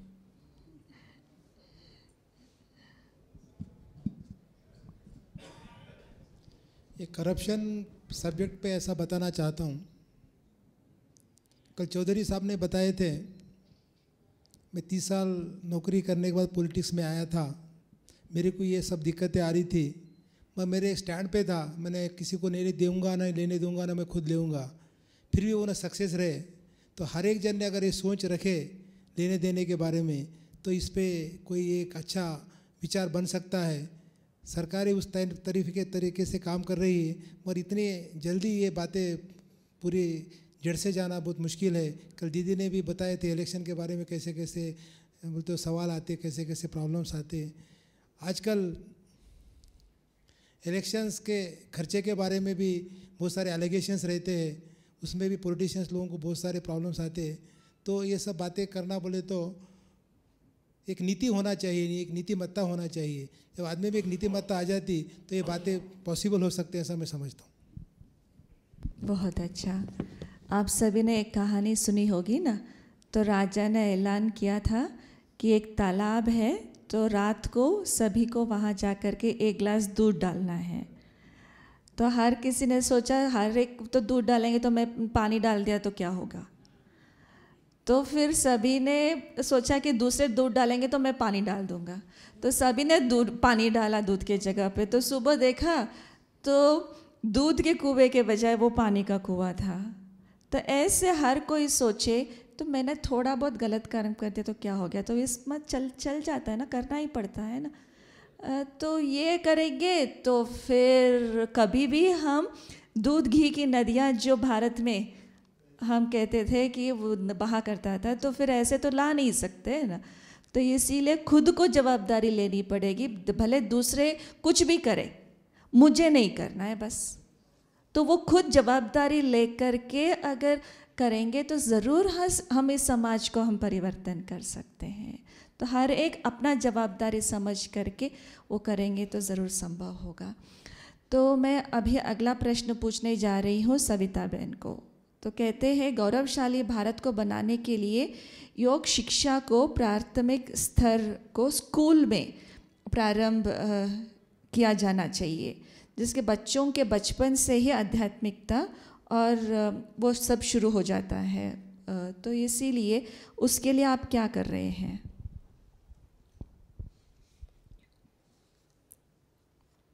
ऑलरेडी इसके लिए हम बहुत स्कूलों को अडॉप्ट करते हैं, उसमें वैल्यू एजुकेशन की कोर्स देते हैं। उसका हमारा एक कोर्स भी चालू हुआ है।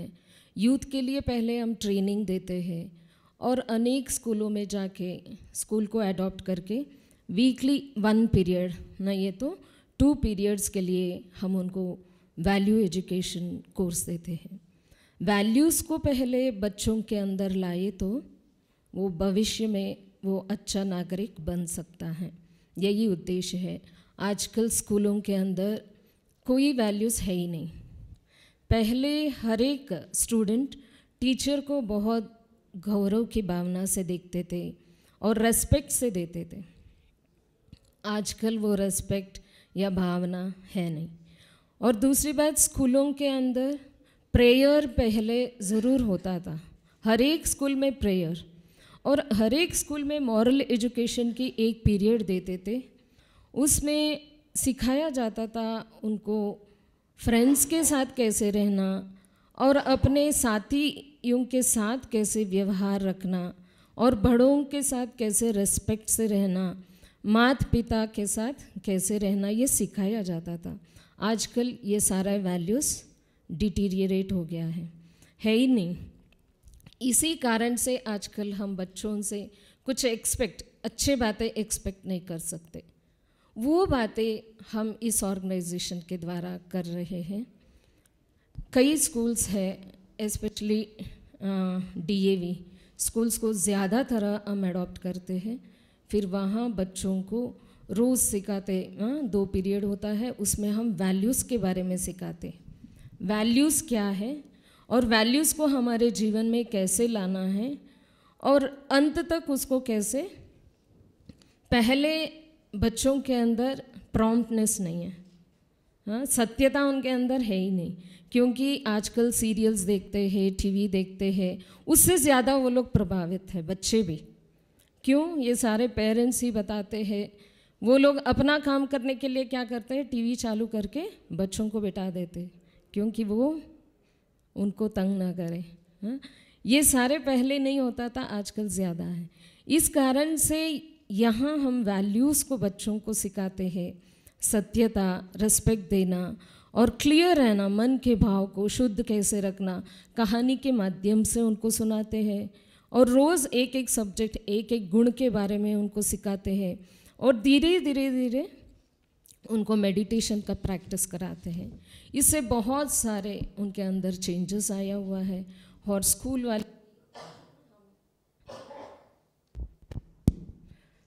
वाले भी, स्कूल के प्रिंसिपल भी अगले साल के लिए पहले ही हम सेंटर वालों को और टीचर्स को कहते हैं आपका पीरियड अगले साल भी ज़रूर रखेंगे। ये कार्य हम ऑर्गेनाइजेशन के द्वारा कर रहे हैं। बहुत बहुत धन्यवाद। एजुकेशन विंग की तरफ से ये कार्यक्रम होता जा रहा है और उसमें ये भी बताया जाता है कि केवल बच्चों को ये ज्ञान देने से पर्याप्त नहीं है, घर में जो पेरेंट्स हैं तो उनका भी व्यवहार मूल्य आधारित होना ज़रूरी है। लेकिन स्कूल, क्योंकि स्कूल में अभी सत्यता के बारे में बताएंगे लेकिन घर में कुछ वातावरण अलग है, तो फिर बच्चा क्या सीखेगा। तो इसीलिए पेरेंट्स को भी बदलना ज़रूरी है और ख़ास करके टीचर्स को भी उन मूल्यों को धारण करके वो प्रदर्शित करना ज़रूरी है, तब जा कर के हम बच्चों को परिवर्तन कर सकते हैं। नहीं तो फिर हमेशा हम दोष देते हैं किसको। आजकल के यंगर जनरेशन है ना, बहुत ख़राब हो गया। वो ख़राब क्यों हुआ? वो यंगर जनरेशन आया कहाँ से? बड़ों से ही तो आया, तो उनके पद चिन्हों पर ही तो चल रहा है। तो इसीलिए बड़ों को रोल मॉडल होना ज़रूरी है, उनको फॉलो करते हैं यंगर जनरेशन। तो वो सब कुछ हम यहाँ बताया जाता है। यहाँ से अगला प्रश्न है मोहन भाई जी को, गौरवशाली भारत बनाने के लिए कौन सी ठोस उपाय योजना होनी चाहिए, थोड़ा विस्तृत बताएं। ठोस योजना। वास्तव में योजनाओं को बनाने वाले तो आप लोग हैं, क्योंकि ऊपर से कोई चीज़ अगर परकोलेट करती है नीचे तक तो नीचे वाले उसे सहज ही अडॉप्ट कर लेते हैं। मुझे याद है कि मैं भी इंजीनियरिंग के बाद ONGC में रहा लगभग 28 वर्षों तक। हमने भी काफ़ी अलग अलग उसमें चेयरमैन्स देखे, और लेकिन एक चेयरमैन ऐसे थे कि उन्होंने पूरा ही उसकी रूपरेखा को कंप्लीटली बदल दिया। क्यों? क्योंकि उनका चिंतन ऐसा था, और ऊपर से अगर कोई चीज़ होती है और नीचे तक, इसके लिए मेरे ख्याल में एक पहला तो ये प्रिंसिपल है कि जितना लोग एक्सपेक्ट करते हैं हम उससे ज़्यादा उन्हें अगर पहले देंगे तो उनका रिसेप्टिव माइंड ऑलरेडी बनता जाएगा। तो इस बात को ध्यान में रखते हुए जब मैंने ONGC में यह देखा, उसके बाद से उसका प्रोडक्शन भी बहुत बड़ा, सेंस ऑफ सेटिस्फेक्शन भी, उसके बाद कोई स्ट्राइक्स नहीं हुए, नहीं तो अक्सर करके कोई स्ट्राइक और कई बातें होती रहती थीं, आदि उनके इतने लंबे पीरियड में कुछ भी नहीं ऐसा नेगेटिव हुआ। तो मैं समझता हूँ कि यह योजना अगर हम कोई बनाना चाहते हैं, ये अलग अलग 4-5 स्तर पर होनी चाहिए। तो जैसा राष्ट्रीय स्तर पर अगर हम कोई योजना चाहते हैं तो उससे पहले एक व्यक्तिगत लेवल पर, उसके बाद एक सोशल स्तर पर, ऑर्गेनाइजेशनल और अल्टीमेटली नेशनल लेवल पर यह योजना होनी चाहिए जो ऑनेस्टली इम्प्लीमेंट की जाए। तो उसके लिए यह ईश्वरीय विश्वविद्यालय गौरवशाली भारत बनाने में वास्तव में यह दिल और दिमाग से पूरी तरह लगा हुआ है। यह योजना तो वास्तव में 1936 में ही बना दी गई थी परमपिता परमात्मा के द्वारा कि भारत को फिर से विश्व का सिरमौर बनाना है। तो उन्होंने क्या किया, सबसे पहला काम कि make your own house in order, यानी अपने लेवल पर पहले हमारा अपना अगर घर ठीक होगा, हम बाहर कोई बात कहेंगे तो दूसरे भी उस बात को मानेंगे। तो इसलिए इस बात को ध्यान में रखते हुए परमपिता परमात्मा ने यह जो फोर्स तैयार करी, जो उस समय अधिकतर करके बच्चे ही थे 10, 12, 15 साल के, और उनकी फोर्स तैयार करके पहले 14 वर्षों तक उनका इंटरनल नींव पक्की की गई। तो इसीलिए पहली आवश्यकता तो ये है कि हमें इंटरनली अपने को स्ट्रांग बनाना है। हम दूसरे से एक्सपेक्ट करें, बच्चे से, जैसा बहन जी बता रहे थे, बच्चों से हम एक्सपेक्ट करते हैं वो अच्छी बात करें, ये करें, झूठ ना बोलें, और लेकिन अगर हमारे अंदर वो बातें होंगी तो बच्चे सीखेंगे क्या? सुनी बात पर नहीं, बल्कि जो देखते हैं सारे दिन रात उस बात पर विश्वास करेंगे। तो पहला तो इम्प्लीमेंटेशन अपने स्तर पर होना चाहिए।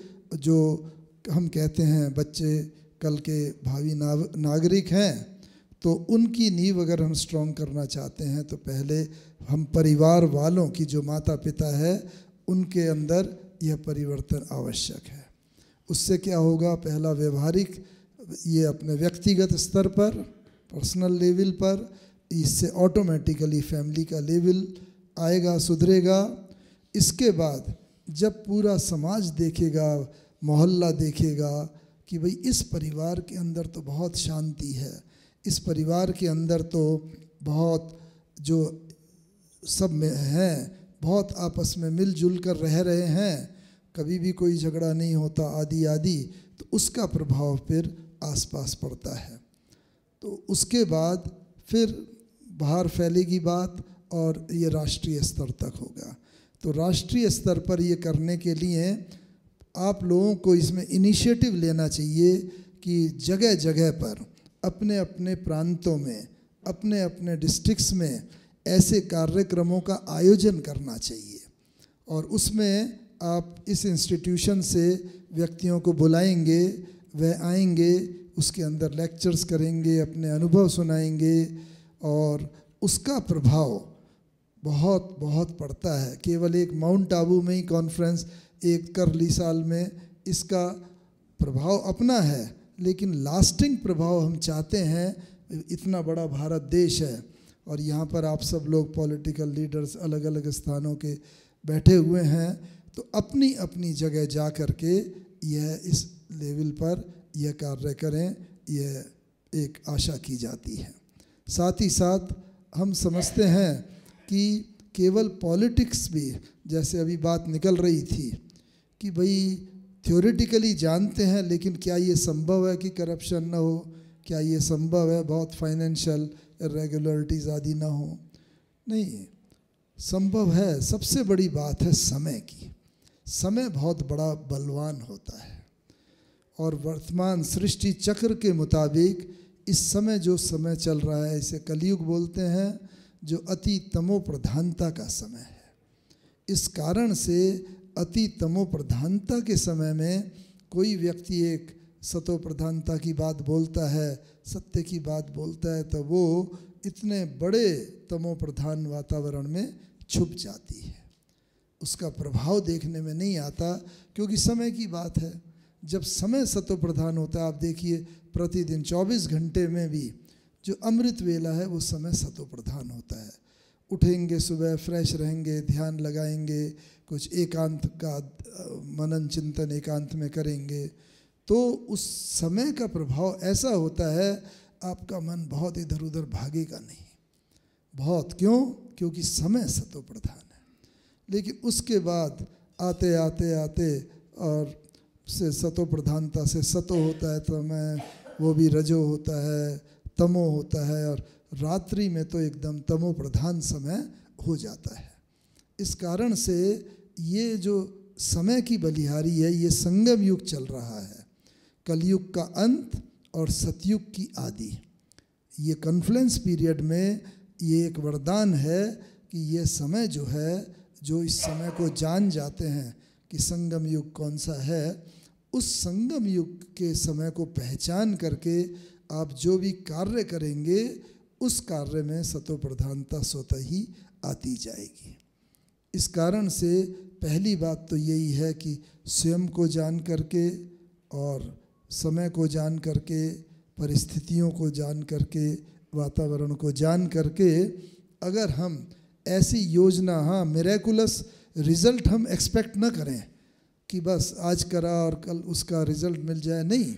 हर एक चीज़ ग्रेजुअल होती है। परमपिता परमात्मा को भी जब इन बच्चियों के द्वारा, अधिकतर बहनों के द्वारा इस संस्था की स्थापना की, तो ये 10, 12, 15 वर्ष की कन्याएं वगैरह थीं, इनको भी योग भट्टी में 14 वर्ष तक तपस्या कराई। और तपस्या माने ज्ञान, योग, धारणा, बाहर के तमो गुणी वातावरण से उन्हें अलग रखा गया। और इस कारण से जब ऐसे वातावरण हुआ तैयार, तो ये बहनें तैयार होकर निकली 14 वर्ष के बाद। और उसके बाद इन्होंने जो रिवॉल्यूशन किया, आध्यात्मिक रिवॉल्यूशन, वो आज हम सबके सामने है। तो इसीलिए पहले first make your house in order, यानी कि हमारा जो भी क्षेत्र है, कम से कम उस क्षेत्र में तो हम कुछ थोड़ा क्लीनलीनेस लाएं। आज के समाज में क्लीनलीनेस की बात तो ज़्यादा निकल रही है, वो आवश्यक है, बहुत अच्छी बात है। गांधी जी से एक बार किसी ने पूछा था कि यदि आपके सामने 2 बातें हों, क्लीनलीनेस और फ्रीडम, भारत की स्वतंत्रता, तो आप किसे प्रेफरेंस देंगे? तो बापूजी ने कहा था, मैं स्वच्छता को प्रेफरेंस दूंगा। क्यों? क्योंकि वो स्वच्छता ही एक उसका आज़ादी का आधार है, वो स्वच्छता। तो इस कारण से अगर हम चाहते हैं कि ठोस योजना है, तो अपने स्तर पर हम उसे शुरू करें। संसार को नहीं बदल सकते, क्या परिवार को नहीं बदल सकते? हमारे यहाँ एक जीएम थे, जनरल मैनेजर, वो कहते हैं मैं इतने बड़ी ऑर्गेनाइजेशन को कंट्रोल कर लेता हूँ, 10,000 आदमी मेरे नीचे हैं, लेकिन घर के मेरे 3 बच्चे, मैं उन्हें कंट्रोल नहीं कर सकता। जब ऑर्गेनाइजेशन को इतने बाहर तो करना बाई फोर्स सहज है, कोई भी चीज़ पर अगर हम चाहते हैं तो हमें दिलों पर राज करना चाहिए। पोजीशन से अगर व्यक्ति का कोई वर्चस्व है, कोई वो कर चलाता है, तो वो बस थोड़े टाइम रहेगी। बाई फोर्स लोग उस बात को मानेंगे और जैसे ही वो भाई अलग हुआ उस बात को भूल जाएंगे। लेकिन अगर दिलों पर राज करके हम कोई भी बात को इम्प्लीमेंट कराना चाहते हैं तो ये आवश्यक है कि हम दिलों पर राज तब कर सकते हैं जब हमने अपने स्व के ऊपर विजय प्राप्त की होगी और जैसे परमात्मा ने करा उनकी फर्स्ट नींव तैयार करी, उसके बाद वर्ल्ड ओवर में सम्मुख लाए। तो आज जो संस्था का स्वरूप है वो आपके सामने है। तो मैं तो यही आशा करता हूँ कि अपने से शुरू करें। This organisation is from inside to outside. अक्सर करके हम आउटसाइड टू इनसाइड बात करते हैं और विशेष करके हमारे पॉलिटिकल भाई बहन जो हैं वो अक्सर करते। बात तो आपकी अच्छी है, हाँ ज़रूर करिए, करना चाहिए, होना चाहिए, लेकिन खुद इन्वॉल्वमेंट उनका उतना नहीं हो पाता है। तो इसीलिए मैं समझता हूँ ठोस योजना आप सबके सहयोग के बिना शायद इम्प्लीमेंट उतनी नहीं हो पाएगी जितनी की होनी चाहिए। धन्यवाद। बहुत बहुत धन्यवाद। अभी हरुण भाई जी, किसने पूछा है कि एमएलए क्या करे, पहले टिकट के लिए पैसे दे फिर बाद में जनता के लिए खर्चा करना पड़ता है। तो फिर आप करप्शन की बात कर रहे हो तो कैसे ना करे, तो पैसा चाहिए।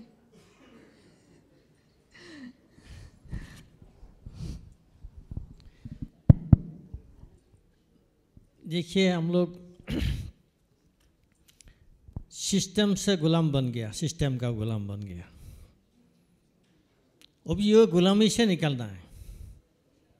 सिस्टम का गुलाम बन गया क्योंकि यही है कि अच्छा लोगों को किनारा करने के लिए काफ़ी लोग पैसा देके टिकट ले लेते हैं। कोई लोग हैं उनका 2 नंबरी का बहुत कमाई है, उसको बचाने के लिए कोई पैसा दे के भी मेंबर ऑफ पार्लियामेंट लोग राज्यसभा से बन जाते हैं, नहीं तो लोकसभा चुनाव भी लड़ते थे। कोई लोगों को आगे से क्रिमिनल केस है, उससे बचने के लिए भी सिक्योरिटी के लिए वो पॉलिटिक्स में चला आते हैं। हर सिस्टम का लोग उतना स्वार्थ के लिए पॉलिटिक्स में आया। जो हम लोग सेवा का मनोभाव था पहले, जैसे काल भी व्यस्त हुआ, ये ब्रिटिश से हम लोग को देश को आज़ाद करने के लिए हम लोग को एक ही गोल थे। सब लोग त्यागी मनोभाव के थे, त्याग करने से ही ब्रिटिश को भगा सकते थे। लेकिन ब्रिटिश भागने के बाद सत्ता किसके हाथ में आए, किसने ज़्यादा लाभ उठाइए, तो इसके लिए कंपटीशन शुरू हो गया। इसमें हम लोग का आध्यात्मिकता बहुत कम हो गया। वो बात तो भूल गया। ये कोई जैसे धोती पहनने वाला लोग तो हिमालय में कोई आश्रम में है, उनका काम है आध्यात्मिकता, पॉलिटिक्स का काम नहीं है। ऐसे करके सिर्फ पैसा का ज़्यादा महल शुरू हो गया। मैं किसी का दोष नहीं देता, ये सिस्टम धीरे धीरे गलत हुआ और एडमिनिस्ट्रेशन में, प्रशासन में भी करप्शन शुरू हो गया। ये बिल्कुल नीचे तक गया, ऊपर से नीचे तक। तो इसको सुधारने के लिए कौन सुधारेंगे? Who will bell the cat? बिल्ली को कौन बेल लगाइए? तो इसके लिए कहाँ से तो शुरुआत करना पड़ता है। तो एक इच्छा है कि एक टिकट के लिए भी पैसा देना पड़ता है। ना मिलता है ना ठीक है, लेकिन सब जगह में, सब पार्टी में, सब लोगों के लिए सच नहीं है। ना 100% नहीं है। सब लोगों के लिए, सब पार्टी के लिए ये सच नहीं है। कुछ समय बिगड़ जाता है। कोई पॉलिटिक्स, जैसे आपने बोला था कल, पार्टी ठीक है लेकिन आदमी गलत है, चलाने वाला लोग गलत है। तो गलत आदमी का हाथ में टिकट देने का मौका मिल गया, वो तो ले गए। और भी बहुत खरीदना पड़ता है, इसके लिए भी पैसा चाहिए, इसीलिए वो टिकट से ही पैसा ले लेता है। कोई पार्टी ऐसे करते हैं। हम लोग जानते भी हैं, सब कुछ जानते हुए भी हम लोग देखा कि इसमें कोई फायदा किसी का नहीं हुआ, लोगों का कल्याण नहीं हुआ। इसीलिए तो ये हम लोग का सत्ता में आया हम लोग कि इसका उपाय क्या है। हम लोग इसमें फंसे जाएगा और फिर भी बिगड़ जाएगा, भ्रष्टाचार में पूरा डूब जाएगा। नहीं, इससे निकलना है। और निकलने के लिए कदम कौन उठाएंगे? यही तो सवाल के लिए हम लोग इधर बैठा है। तो इसके लिए हम लोग इंडिविजुअली अपने तौर पे ये विचार करके डिसीजन लेना है। जैसे भाई साहब ने बोला, एक दिन हम लोग पैसा दे के टिकट भी नहीं लेगा और वोट भी नहीं लेंगे। ये डिसीजन सब पार्टी में ले लेगा, एक कंसेंसस होगा तो ये सिस्टम लागू हो जाएगा। वो भी सिस्टम ही नहीं है, पैसा दे के टिकट लेना, पैसा दे के वोट खरीदना, ये सिस्टम बन गया। तो ये सिस्टम चल रहा है, इस सिस्टम को कौन बदलेंगे? इसीलिए मैंने बोला कि परमात्मा का भी साथ ये उत्तर नहीं है। हम लोग खुद इसके ऊपर कदम ना उठाए इंडिविजुअली कि एक एक करके बदल जाएगा तो दुनिया बदल जाएगा। जब ये आश्रम शुरू हुआ, ब्रह्म कुमारी का इंस्टीट्यूशन शुरू हुआ, तब तो बहुत कम आदमी थे। अभी तो 10 लाख लोग, जैसे वो तो समर्पित हैं बहन लोग, जैसे भाई साहब समर्पित हैं। उन्होंने नकरी असम में भी किया, मेरा स्टेट में ONGC में था, वो तो फर्स्ट उनका पोस्टिंग ONGC में था। लेकिन उन्होंने नकरी सुर के, नकरी क्या होता है, ब्रिटिश ने वो सिस्टम लागू किया नौकर बनाने का। नौकरी कहाँ से आया? नौकर, गुलामी। तो गवर्नमेंट का नौकरी हो तो गुलामी तो है। तो गुलाम बनने का वो जो एजुकेशन सिस्टम था, इसको ब्रिटिश ने लागू किया, उसमें हम लोग चल रहा है। तो इसीलिए सिस्टम का भी हम लोग गुलाम बन गया। वो भी गुलामी से निकालना है, निकालने के लिए कौन कदम उठाएंगे? इसीलिए हम लोग का फर्ज है कि ब्रह्म कुमारी संस्था ने खुद उठा के अभी तो करके दिखाया है। कोई लोगों ने, कोई भी ऐसा नहीं कि वो समर्पित लोग ही कर सकता है, लेकिन जो घर गृहस्थी में रहते हैं वो भी करके दिखाया। काफ़ी लोग जुड़े हुए हैं, डायरेक्ट दो कनेक्टेड समर्पित बहन और भाई हैं, बहुत लिमिटेड है, हज़ारों में 1 और 2 होगा। लेकिन बाकी 1000 लोग ये फैमिली होल्डर है, पॉलिटिक्स में है, बिजनेसमैन है, एजुकेशन में, सब सत्ता में है। तो वो भी बदल सके करके दिखाया है। तो अभी पॉलिटिक्स के ऊपर क्यों भरोसा है कि पॉलिटिशियंस कुछ कदम उठाएगा, वो ज़्यादा इफेक्टिव रहेगा, उनको रिजल्ट लोगों का मिलेगा। इसीलिए हम लोग को पॉलिटिशियन को भरोसा लेके हम लोग को बुलाया है उन्होंने कि आप भी कुछ कदम उठाइए। तो इसके लिए हम लोग का ऊपर फर्ज है अभी हम लोग क्या करें। और एक पॉलिटिशियन दूसरा पॉलिटिशियन को बोल नहीं सकता, बोलने से झगड़ा हो जाता है। पार्लियामेंट में, असेंबली में देखा है कि सिर्फ झगड़ा ही होता है, एक दूसरे को खिलाफ बोलते हैं, वो दोषी है, वो बोलेगा मैं दोषी हूँ। ऐसे करके करके लोग भी फेडअप हो गया, पॉलिटिशियन का ऊपर भरोसा बहुत कम हो गया। हम लोग ये अनुभव करते हैं, इसीलिए पैसा का चक्कर आ गया, कोई ईमानदारी का भरोसा नहीं है। इसीलिए नॉन ईमानदारी काम के लिए लोग पीछे लगा है। तो इसमें वो स्प्रेड हो गया, ग्रास रूट तक, नीचे तक चला गया। तो इसको बदलने के लिए भी लीडरशिप हम लोग ही लेना पड़ेगा। ये समय का आह्वान है, भाई साहब ने भी बोला, बहन ने भी बोला, और इस संस्था का भी यही उम्मीद है, क्योंकि पॉलिटिशियन खुद जल्दी से जल्दी इसको बदलाव ले सकता है। और मैं भी कॉन्फिडेंट हूँ, मैं विश्वास हूँ, आत्मविश्वास है कि इसी के लिए मैंने इधर जब आया 2006 में, तब से मैंने सुन रहा है, मैं खुद को बदलने के लिए तैयारी में हूँ, मैं उसमें फंसा नहीं हूँ। बस के भी समाज को सुधारने के लिए, पॉलिटिक्स को सुधारने के लिए काम पे मैं लगा हुआ हूँ। तो ये भी हम लोग को कॉम्प्रोमाइज़ करते करते चलेगा तो और भी बिगड़ जाएगा। लेकिन कहाँ से शुरुआत, टर्निंग पॉइंट कहाँ है?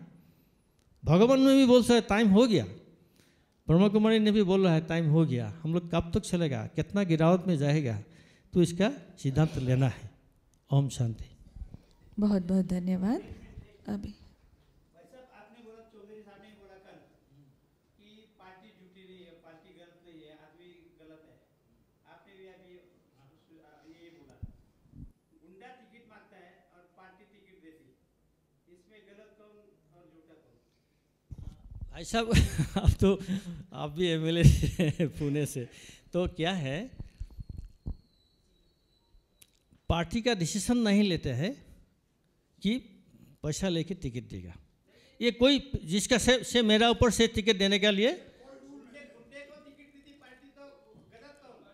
ना ना ना हाँ हाँ हाँ हाँ हाँ ना ना पार्टी ने तो वो जो डिसीजन मेकर्स है वो गलत है। लेकिन सारे जो जनता है जो पार्टी में जुड़े हुए हैं सब लोग तो रेस्पॉन्सिबिलिटी नहीं है, सबका तो रेस्पॉन्सिबिलिटी नहीं है। 2-3 में डिसीजन लेगा, पार्टी का क्या है, 2-3 के ऊपर जिम्मेदारी देते हैं, आप टिकट फाइनल कर लीजिए। बाकी लोग तो टिकट दे के चला जाता है अपना क्षेत्र में, तो लास्ट में वो क्या करेगा, पैसा मिलेगा और कुछ उनका स्वार्थ के लिए वो कर लेता है। और कोई कोई लोग पार्टी को बसाने के लिए भी करते हैं कि उसको रखने से हम लोग को इसमें फ़ायदा होगा, शॉर्ट में गया ना। हाँ, जनता भी सुना के देता है, लेकिन फोर्सफुली भी लेता है। ये सब बातें तो पॉलिटिकल ये है, ना तो ना नेवर एंडिंग है इसमें। लेकिन क्या है, सुधारने के लिए कुछ हम लोग शुरुआत कौन करेंगे, हुल बेल द केट। तो हम इधर तो सब पॉलिटिशियन नहीं आए, हर पार्टी का भी नहीं आया, पार्टी का लीडरशिप भी सब लोग नहीं आया ना, लेकिन हम लोग तो कुछ है, इसीलिए भगवान ने सुन के हम लोग को इधर लेके आया। कदम कौन उठाएगा, हम लोग तो उठाना है ना। जो समझदार है, सब तो समझदार नहीं है, ज़्यादा से ज़्यादा लोग समझदार नहीं है, लेकिन जो समझदार है वही नहीं बदलेगा तो उन लोग कैसे बदलेंगे, यही बात है ना। ओके, बहुत अच्छा। अगला प्रश्न है पाटिल साहब के लिए, और पूछ रहे हैं हिंदुओं की लोक संख्या बढ़ानी चाहिए, ऐसे सुझाव आज के कई एमपी और कई साधु और कई संस्था जैसे आरएसएस संगठन है, प्रमुख है, ऐसे लोग कहते हैं। ये विचार या सुझाव गौरवशाली भारत के लिए पूरक है या फिर मारक है? हिंदुओं की संगठन बढ़ाना चाहिए, ये क्या है? हिंदू पॉपुलेशन बढ़ाने की जो कल्पना है कुछ पक्ष के हित में है, बट मैं समझता हूँ ये पूरक है, ऐसा होना ही चाहिए, ऐसा मैं समझता हूँ। होना चाहिए। हाँ, एक मिनट।